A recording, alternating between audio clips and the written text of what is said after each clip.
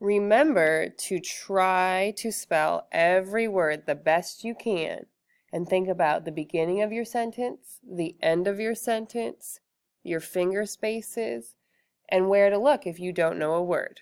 Here we go. Can you tell me what the weather will be?